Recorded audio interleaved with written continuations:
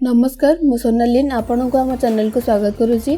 आज आम मसला चकुली बनैबा। मसला चकुली बहुत कम समय रे बहुत इजिली बनी जाए। आशा करुच्ची आपण मानको पसंद आसीबो। तो चलते देखि नबा मसला चकुली बनैबा पई हमको कोन कोन सामग्री आवश्यक। किंतु तार पूर्व जदि पर्यटन आम चैनल को सब्सक्राइब करना तेज सब्सक्राइब करनी पाखे थे बेल आइकन को क्लिक करंतु नुआ नुआ वीडियो नोटिफिकेशन पाइबा पई। मुझे 2 कप पिठो नहीं पिठो आम घरे प्रथम बनैक रखी। मसला चकुली बनैबा को बहुत सुविधा होता है। पिठो बनैबार विधि मु डिस्क्रिप्शन बॉक्स रे दे देछि। आपण चाहले सेठी चेक करि परिबे।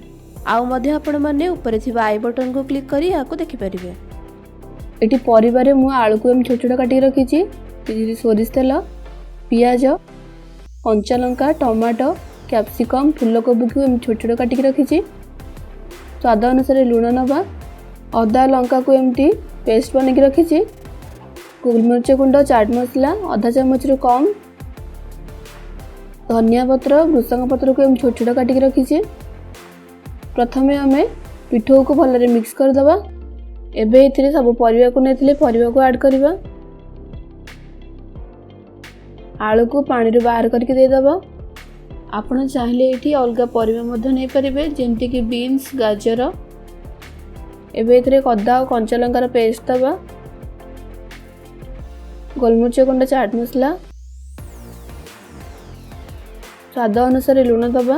लूण ये मु आधा चम्मच 1 चम्मच यूज करुच्ची। ताको भलरे मिक्स कर दबा। एबे एटा ही गला। एबे देखंतु पिठो टिके मोटा अछि ताको पतला करबा पई एथिरे 2-3 चम्मच भली पानी दबा। आपण आपन पसंद हिसाब रे पिठो को मोटा या पतला करि परिबे। एबे देखंतु एटा ही गला। एबे एथिरे काटिक रखि धनिया पत्र, भृसंग पत्र को दबा। ताको भलरे मिक्स कर दबा। एबे गोटे तावा गरम करिबा और तावा रे 1 चम्मच भली सोरिष तेल दबा। आपण एटे रिफाइंड ऑयल मध्ये यूज कर परिबे। एबे देखंतु तेल गरम हो गलानी। एबे इथिरे 2 चम्मच भली वाटर दबा।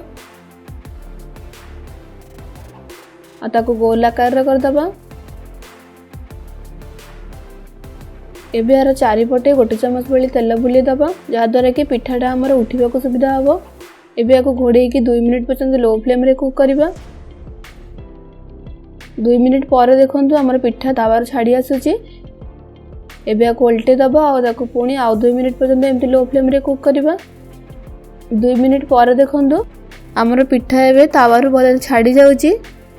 पिठा मध्ये भले सिझी गलानी। जदि आपन को तेल दरकार आ 1 चम्मच भली तेल आपन दे परिबे। जदि आपन एठी कोनसी परिबा यूज करनांती ओनली पियाज और टमाटो को यूज करछन ताले याको एति समय सिझेबा दरकार पड़िबोनी। आलू थिबारो एठी ଟିକେ सिझेबा को टाइम लागुची।